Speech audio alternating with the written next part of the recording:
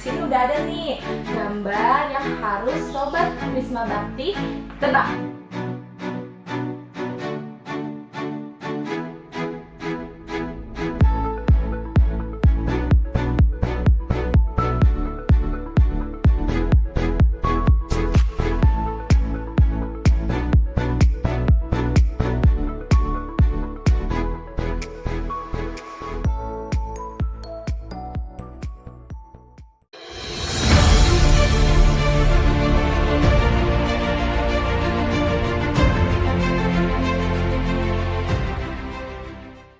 Assalamualaikum warahmatullahi wabarakatuh. Apa kabar nih bunda-bunda semua di rumah? Semoga selalu dalam keadaan sehat ya.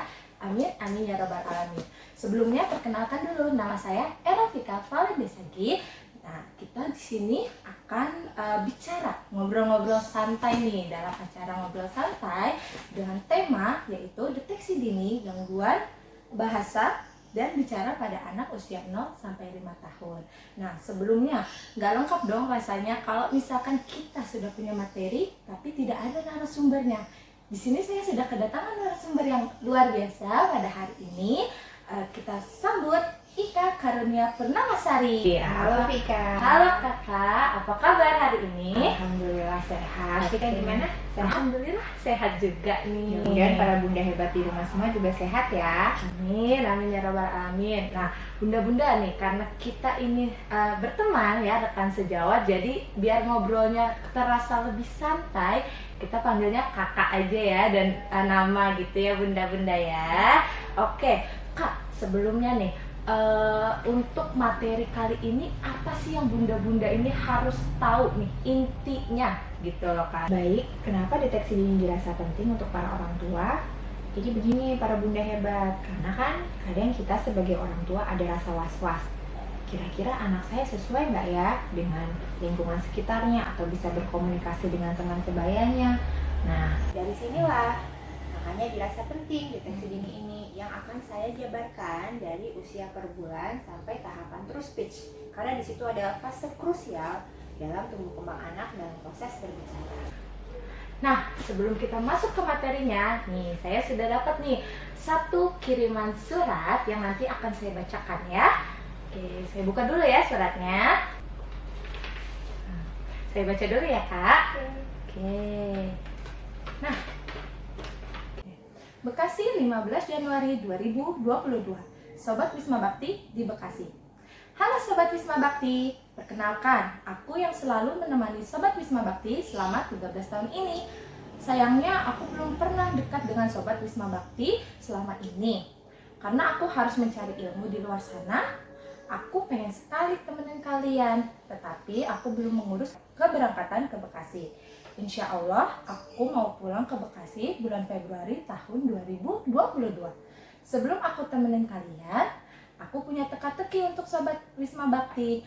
Jika ada yang benar menjawab teka-teki dan mendapatkan hadiah dari aku dan diumumkan pada hari Rabu 9 Februari 2022 jam 8, upload di Instagram @wisma_bakti. Nah, kira-kira nih kak, kayaknya di tanggal 9 Februari ini bakalan ada sesuatu hal nih yang seru. Kira-kira kakak tahu nggak apa? Apa tuh ya? Oke, nah di sini udah ada nih gambar yang harus Sobat Wisma Bakti tebak.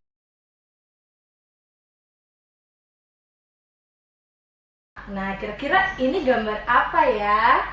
Kalau misalkan Sobat Wisma Bakti ada yang tahu jawabannya, Sobat Wisma Bakti bisa langsung kirimkan jawaban ke link deskripsi yang ada di bawah ini, atau bisa langsung ke Instagram kita di @wisma_bakti. Oke, selanjutnya kita bakalan langsung masuk ke materi ya.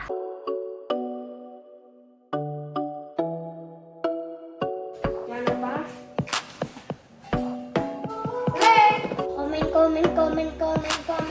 komen, share, dan subscribe. Baik para bunda hebat, berikut saya sampaikan materi deteksi dininya ya. Untuk kita sama-sama belajar bareng apa nih yang sekiranya sesuai atau belum sesuai dengan anak-anak kita.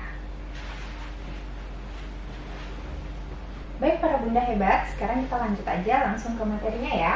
Deteksi dini gangguan bahasa bicara pada anak usia 0 sampai 5 tahun.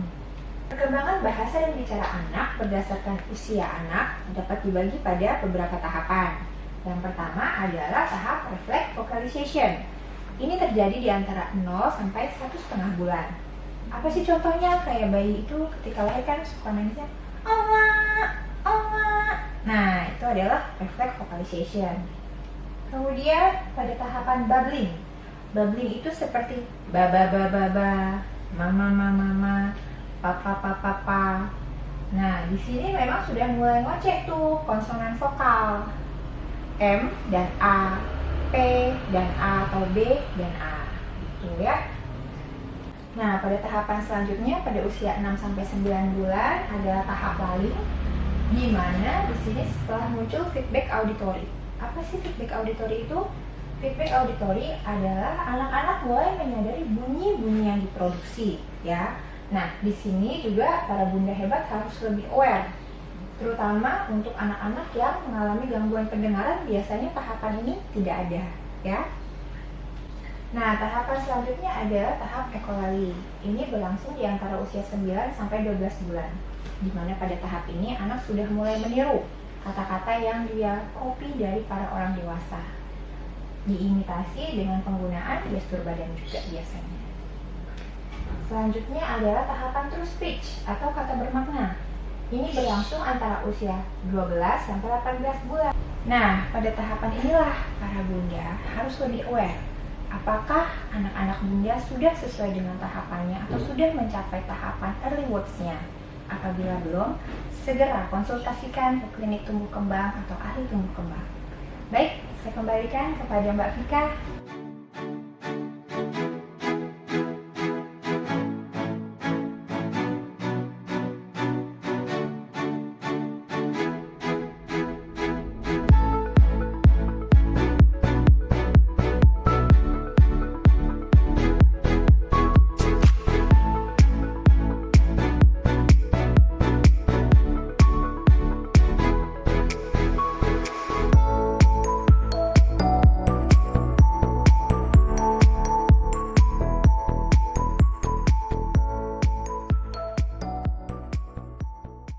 Dari pembahasan yang tadi sudah dibahas oleh narasumber kita, sudah ada nih beberapa pertanyaan yang masuk dari para bunda.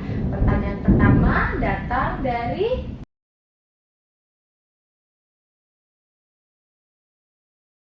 Bunda Ade Pratiwi. Saya bacakan ya Kak ya. Assalamualaikum warahmatullahi wabarakatuh. Selamat pagi Ibu Ika. Saya punya anak usia 14 bulan. Sudah bisa bilang mama, papa, apa, terus mengucap kata, masih suku kata belakang saja. Apakah normal atau tidak ya Bu Ika? Lalu ada keponakan usia 18 bulan masih belum mau untuk mengujarnya satu kata. Mengujarinya dibantu dan cenderung nggak mau mengulang beberapa kali. Nah, bisa dijawab Bu Ika? Silahkan. Baik, terima kasih untuk pertanyaannya. Waalaikumsalam warahmatullahi wabarakatuh. Untuk pertanyaan Ibu Ade, di mana memiliki anak usia 14 bulan dengan ujaran mama, papa, opa, oma, menurut Tuan masih dalam batas kewajaran sesuai dengan tahapan di usia 12 sampai 18 bulan, yaitu yang sudah berkembang true speech atau early words-nya, kata pertama yang sesuai makna. Sementara untuk keponakannya yang masih usia 18 bulan yang rupanya belum mau mengujar satu kata dan harus dibantu serta tidak mau mengulang lagi, maka disinilah pihak orang tua harus lebih aware dan mencoba untuk terus memberikan stimulus yang mendorong anak untuk bicara agar dia memang berinisiatif untuk berbicara. Nah, apabila tidak ditemukan banyak kemajuan setelah dilakukan berbagai stimulus oleh keluarga dan tidak sesuai dengan tahapan milestone sesuai usianya, maka akan lebih baik untuk segera dikonsultasikan ke konsultan tumbuh kembang. Oke, terima kasih ya Kak untuk jawabannya tadi. Nah, lagi nih Kak, ada datang pertanyaan kedua dari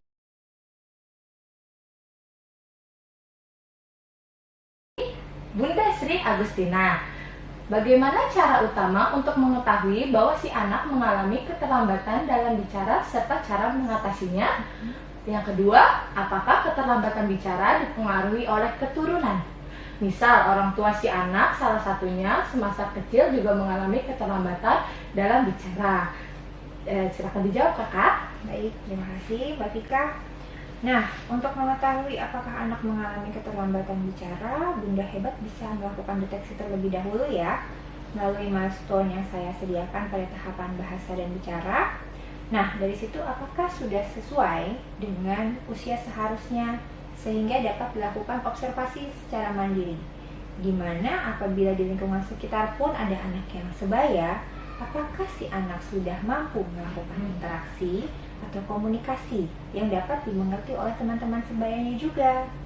Nah, apabila ditemukan adanya keterlambatan bahasa bicara, maka sebaiknya kembali lagi segera atau menemui para ahli tumbuh kembang. Untuk keterlambatan bicara memang salah satunya adalah dipengaruhi oleh faktor keturunan atau keluarga, dimana misalkan salah satu orang tua atau mungkin dari pihak ayah atau dari pihak bunda ada yang mengalami keterlambatan bicara, karena memang itulah salah satu faktor di mana kami para terapis bicara biasanya sejak awal menanyakan apakah memang ada salah satu anggota keluarga yang memiliki keterlambatan bahasa bicara tersebut. Nah, mungkin Mbak Vika ingin menambahkan? Silakan. Oke, jadi memang nih Kak, faktor keturunan itu bisa menjadi salah satu penyebab. Namun di terapi bicara sendiri kita mengenal istilah multifaktor, di mana multifaktor itu penyebabnya bisa bukan hanya satu, tapi beberapa menyertai juga seperti itu. Namun jika anak memang terdeteksi nih punya punya keterlambatan bicara karena faktor keluarga, nah itu bisa menjadi lebih beresiko kepada anak. Seperti itu, Kak. Betul sekali, kurang lebih begitu ya untuk jawaban Bunda Sri. Pertanyaan berikutnya datang dari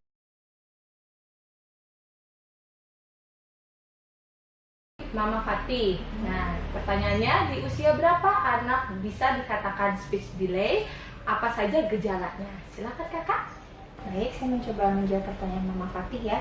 Yang rupanya pertanyaan tersebut lebih mirip dengan Ibu Sri Agustin. Namun memang untuk mengetahui gejalanya tentu masing-masing anak ini berbeda. Tidak bisa kita samaratakan. Tergantung pada gangguan atau modalitas yang dimiliki oleh si anak. Misal, pada anak dengan gangguan fokus, biasanya mereka memiliki atensi dan fokus yang sangat pendek. Kontak mata pun belum bisa lama. Bahkan kita panggil pun respon panggilnya belum ada. Nah, itu salah satu gejalanya juga tuh untuk yang anak dengan gangguan atensi yang mengalami keterlambatan bahasa bicara. Sementara pada anak lain mungkin sudah mampu mengujar suku kata atau kata, tapi mereka belum mampu merangkainya sehingga membentuk kalimat. Jadi masih memilih kalimat yang pendek. Kenapa? Bisa jadi karena salah satunya memori mereka yang belum panjang. Jadi tentu saja gejala satu anak dengan anak yang lain tidak bisa disamaratakan. Dikembalikan ke Bu Vika. Oke, terima kasih atas jawabannya Kak Ika. Pertanyaan berikutnya datang dari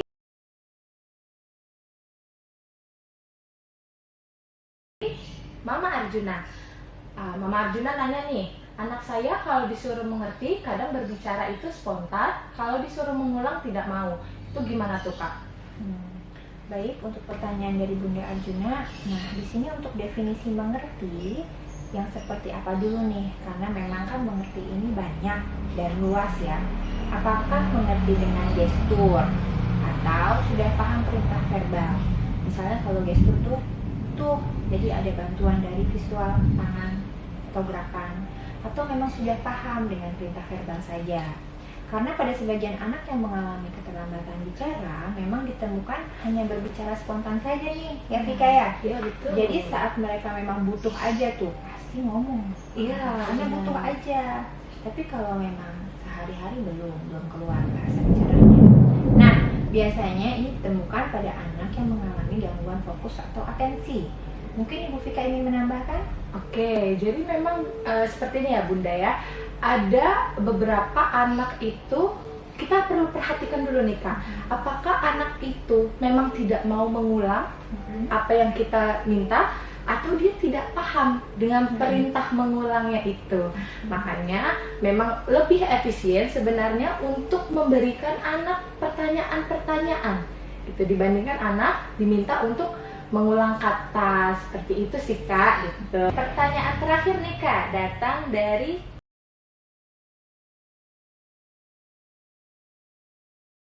Bapak Catur Pujianto.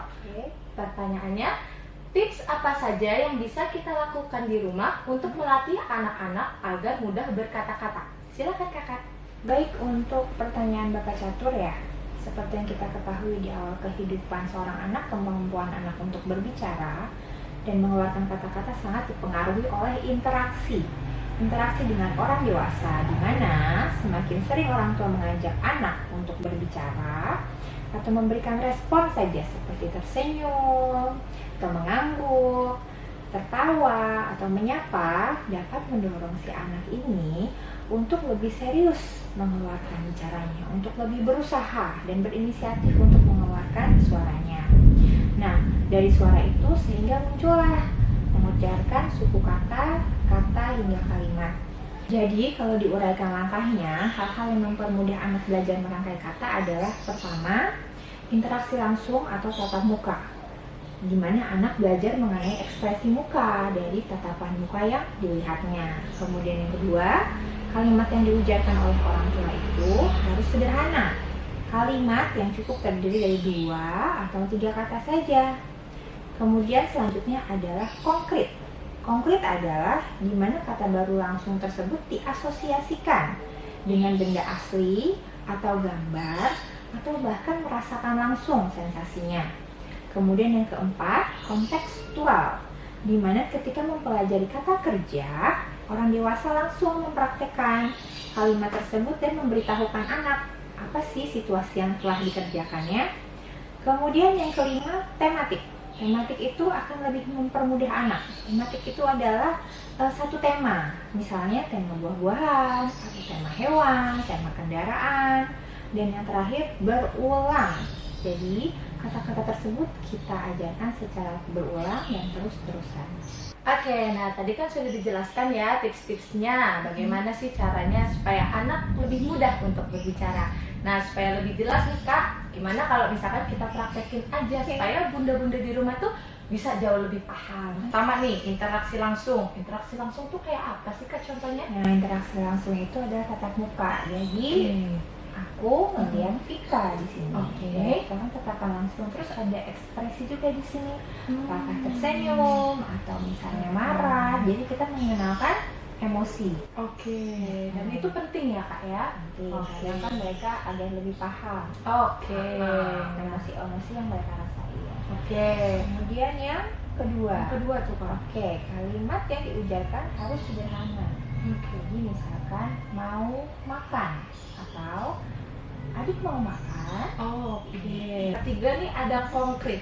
Konkret itu contohnya seperti apa sih Kak? Nah, kebetulan nih di depan kita ada buah-buahan juga ya. Konkret ini misalkan saya ambil apel, ya. Jadi sesuai dengan benda aslinya. Oke. Apel.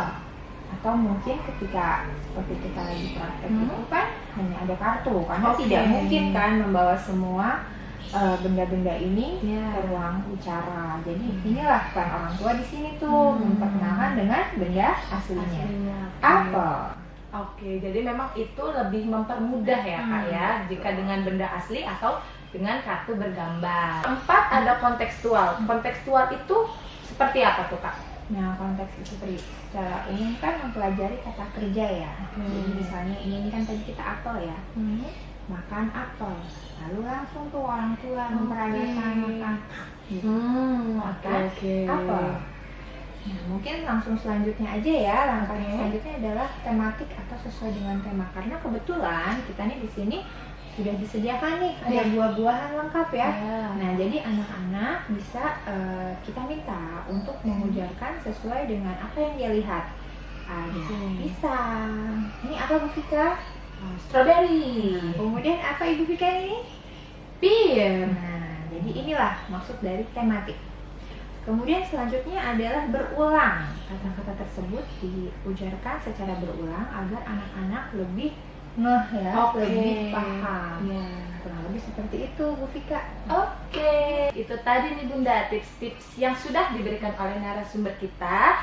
Jadi semua tips yang diberikan itu umum dan perlu nih untuk Bunda tahu gitu agar anak-anak kita bisa lebih mudah untuk mengujar kata. Seperti itu Bunda. Dari materi yang tadi sudah disampaikan oleh narasumber kita dan sesi pertanyaan yang sudah dijawab juga, kita dapat kesimpulan nih bahwasannya deteksi dini pada anak itu bisa dilakukan secara mandiri oleh orang tua di rumah. Namun apabila memang terdeteksi adanya keterlambatan bicara, segera konsultasikan kepada ahli tumbuh kembang atau klinik tumbuh kembang. Wah, nggak terasa nih Sobat Wisma Bakti, kita sudah sampai di akhir sesi acara ngobrol santai. Kita berterima kasih dulu ya kepada narasumber kita, Kak Ika, yang sudah memberikan materinya pada kesempatan kali ini. Terima kasih ya Kak ya. Oke, bagi Sobat Wisma Bakti yang mau mencari tahu seputar info pelayanan kami, bisa langsung mengunjungi Instagram kami di @wisma_bakti. Jangan lupa juga nih untuk like, komen, dan share channel YouTube